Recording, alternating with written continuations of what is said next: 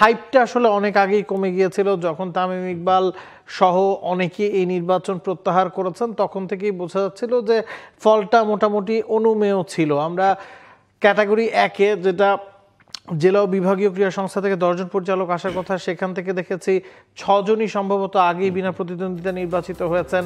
বাকি 4 জনও বোঝা যাচ্ছিল কারা হবেন, এবং ক্লাব ক্যাটাগরি থেকে যে 16 জন দাঁড়িয়েছিলেন সেখান থেকে 12 জনই আসলে নির্বাচিত হচ্ছেন। তো মোটামুটি ফলাফলটা অনুমেয় ছিল। 3 নম্বর ক্যাটাগরিতে দেবব্রত পালের সাথে খালেদ মাসুদ পাইলটের একটা প্রতিদ্বন্দ্বিতা হবার কথা ছিল, তবে যতটুকু জানা গেছে এখানে আসলে নিরঙ্কুশ জয় পেয়েছেন খালেদ মাসুদ পাইলট। 35টা ভোট তিনি পেয়েছেন, 7টা ভোট মাত্র দেবব্রত পাল পেয়েছেন। হাইপটা কমে গিয়েছে, তারপরও এই পরিচালকরা বা এই প্রেসিডেন্ট ভাইস প্রেসিডেন্টরাই তো আসছে 4 বছরের জন্য ক্রিকেট বোর্ডটা সামলাবেন। কি মনে হচ্ছে এই নির্বাচন নিয়ে যদি আজকের মতামত জানতে চাই? আসলে দেখুন, একটা গণতান্ত্রিক প্রক্রিয়ায় অন্তত নির্বাচনটা হচ্ছে, সেটা খুব ইম্পর্টেন্ট, যেটা কিনা ইতিপূর্বে আমরা অনেক দিন ধরেই আসলে এরকম দেখি না। তো অ্যাটলিস্ট ভোটটা হয়েছে, কোনো ঝামেলা হাঙ্গামা, কোনো ঝগড়াঝাটি যেটা কিনা আমরা যে কোনো ইলেকশনে দেখি সেটা ছাড়াই হয়েছে। এবং যেমনটা বলছিলেন, বেশ কিছু ডিরেক্টর যারা হবেন তার আগেই সেটা জানা গেছে। ইনফ্যাক্ট 16 জনের মধ্যে 12 জন নেওয়ার প্রক্রিয়া, এটা নিয়েও কথা হচ্ছে যে আসলে খুব বেশি যে প্রতিদ্বন্দ্বিতাপূর্ণ নির্বাচন হবে সেটা নয়, অ্যাটলিস্ট সুষ্ঠু নিরপেক্ষ নির্বাচন এই প্রত্যাশাটা ছিল, সেটা অনেকখানি মিটেছে সোফার। এবং এখানে অনেক ধরনের কথাবার্তা হচ্ছে যে তামিম ইকবাল থাকছেন কি থাকছেন না। তিনি যখন সরে গেছেন বা তিনি যে অভিযোগগুলো করেছেন, বা ক্রীড়া উপদেষ্টাও বলেছেন যে ধৈর্য ধরলে হয়তো অনেক কিছু পরিবর্তিত অবস্থায় যেতে পারতো। একটু কি আর্লি আসলে সরে গেলেন কিনা তামিম, এবং সে কারণে হাইপটাও একটু কমলো কিনা? তামিম ইকবাল ভালো বলতে পারবেন যে তিনি কি অনুমান করেছিলেন, কি দেখে তার মনে হয়েছে যে একটা ফেয়ার ইলেকশন পসিবল না, সেটা হয়তো বা তিনি ক্লিয়ার খোলাসা করে বলতে পারবেন। খুব বেশি পরিষ্কার করে তিনি কিছু বলেন যে এই পয়েন্টটাতে আমার আপত্তি আছে, হয়তো বা ইন ফিউচার তিনি সেটা বলবেন। এখন যেহেতু ইলেকশনটা শেষ হয়েছে, হয়তো তিনি চাননি এর আগে কোনো নতুন করে কোনো বিবাদ তৈরি হোক বা কনফিউশন তৈরি হোক বা অন্যরা ডিমোটিভেটেড হোক, সেটা চাননি বলেই হয়তো বা তিনি আসলে খোলাসা না করেই নির্বাচন থেকে সরে দাঁড়িয়েছেন। আমরা একটু সরাসরি হোটেল সোনারগাঁ থেকে ঘুরে আসতে চাই, সেখানে আছেন সহকর্মী রাহুল রায়। রাহুল, ভোট গণনা শেষ হয়েছে আমরা জানি, এবং ফলাফল তো আনুষ্ঠানিকভাবে আসলে এখনো ঘোষণা করা হয়নি। সবশেষ আপডেটটা কি, এখন কি হচ্ছে হোটেল সোনারগাঁ?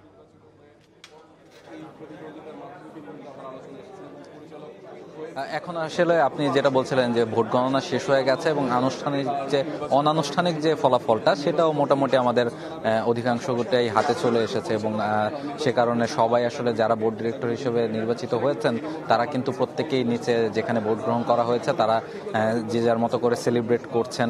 অনেককে ফুলের মালাও পরানো হচ্ছে অলরেডি, যদিও আনুষ্ঠানিক ঘোষণাটা এখনো আসেনি। আনুষ্ঠানিক ঘোষণাটা আমি এখন যেখানে দাঁড়িয়ে আছি সেখানে নির্বাচন কমিশনাররা আসবেন এবং এসে তারা আসলে আনুষ্ঠানিক যে ফলাফলকে কতটা ভোট পেয়েছেন সেটা আসলে জানানো হবে, এবং সেই ভোট কত মানে ফলাফলটা কি সেটা আসলে তারা সেই মুহূর্তে জানাবেন। ফলে সেটার জন্য আসলে অপেক্ষা। তবে অনানুষ্ঠানিক যে রেজাল্ট সেটা কিন্তু মোটামুটি এই মুহূর্তে নাবিল কায়সার মোটামুটি নিশ্চিতই বলা যায় যে কারা কারা আসলে বোর্ড ডিরেক্টর হিসেবে বসতে যাচ্ছেন।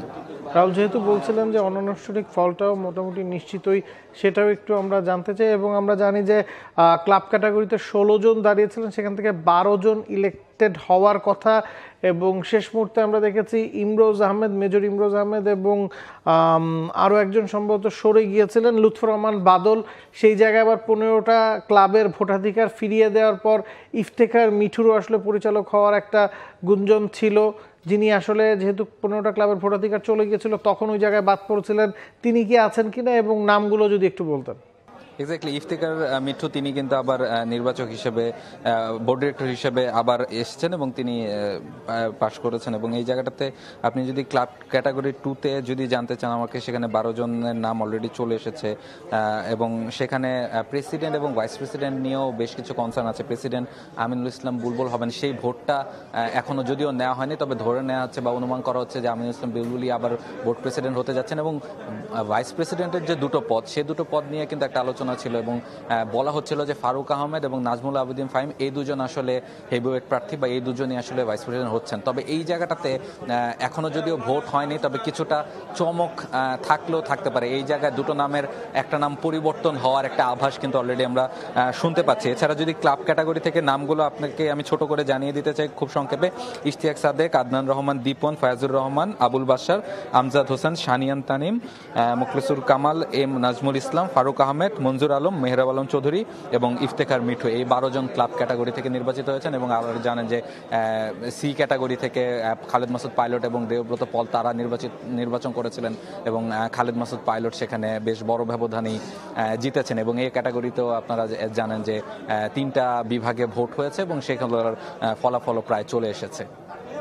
রাহুল, যারা আসলে ভোট দিলেন, কাউন্সিলর যারা এসেছিলেন, তাদের সঙ্গে কথা হয়েছে কিনা, তারা কতটুকু সন্তুষ্ট এই ওভারঅল এই ইলেকশন প্রসেসটা নিয়ে?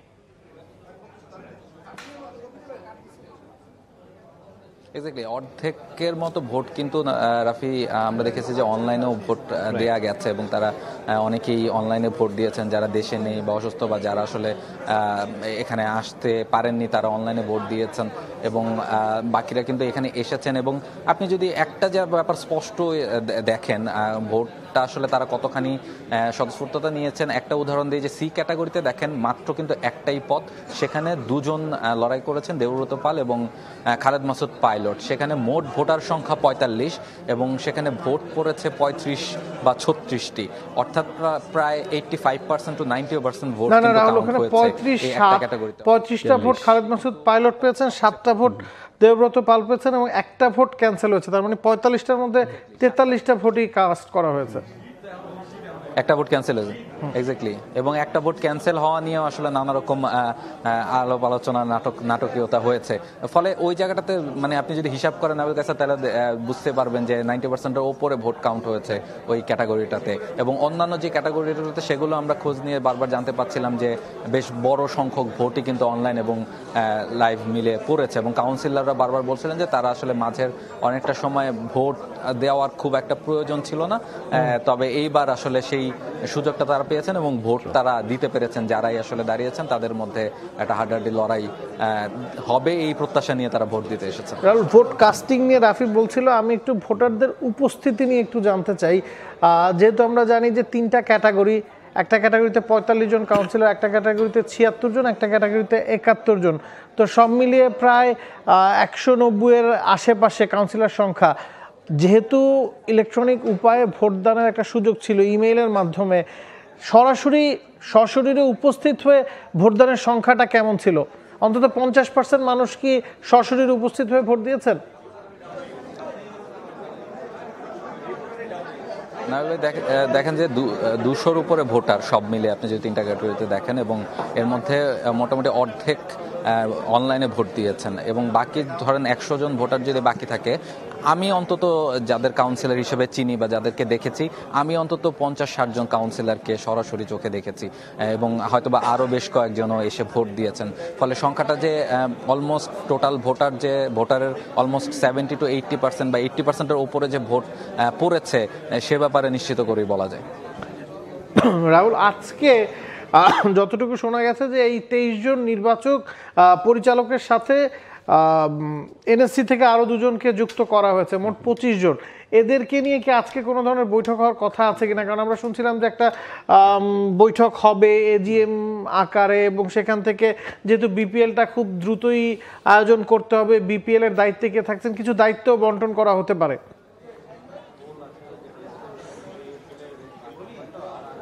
এক্স্যাক্টলি বোর্ড মিটিং কিন্তু একটা হওয়ার কথা এবং প্রেসিডেন্ট ভাইস প্রেসিডেন্টের যে নির্বাচনটা হবে সেখানে ওই যে আপনি এনএসসির যে 2 জনের কথা বলছিলেন তারাও নিশ্চয়ই ভোট দিতে আসবেন। তাদের 2 জনের নাম অলরেডি আমরা পেয়েছি, ইশফাক আহসান এবং ইয়াসির মোহাম্মদ ফয়সাল আশিক।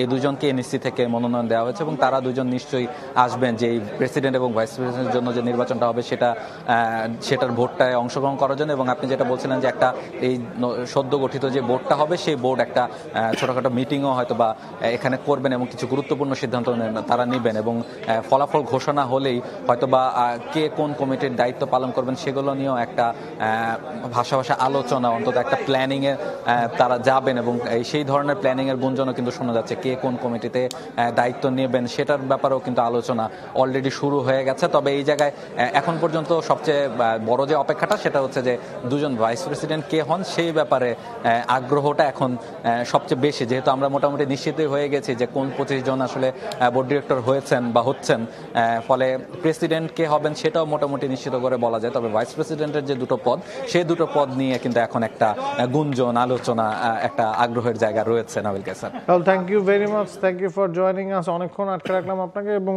সব ধরনের তথ্যগুলো আমরা আসলে জেনে নিলাম।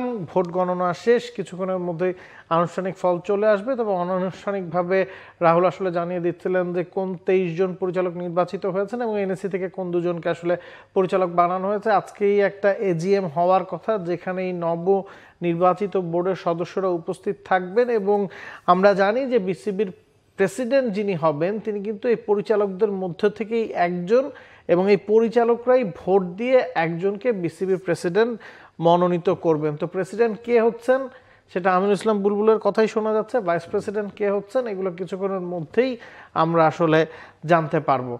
For more updates, subscribe to our YouTube channel and click on the bell icon. Follow us on Facebook and Instagram. Download T-Sports app to enjoy exciting games and highlights. Visit tsports.com.